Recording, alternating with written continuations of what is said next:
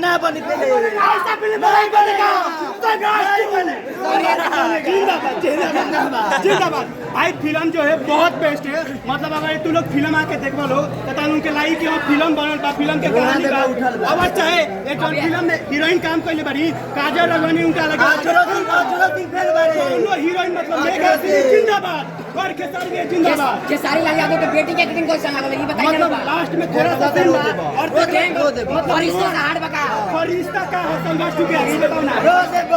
ये सब एक फिल्म जाके बॉलीवुड फेल बा, केजीएफ फेल बा, कौन इंडस्ट्री फेल बा, बाकी ना पता।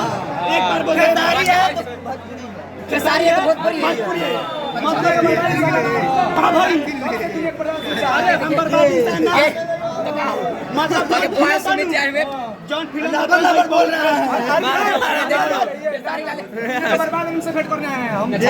देखिए बॉयज उम्मीद है फिल्म सब लोग बनाते हैं, बॉयज उम्मीद का रिएक्शन देखिए बनाता है क्योंकि जो फिल्म बना है बहुत बेस्ट फिल्म है। आप पवन सिंह का कहलन झमकावला से ना जन्मावला से हुई तभी फिल्म ना ना फिल्म तो नाला से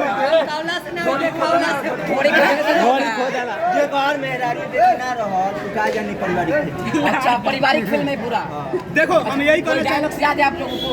अरे दोनों का डायलॉग याद है, अरे दोनों का आप देख भक्ति फिल्म है।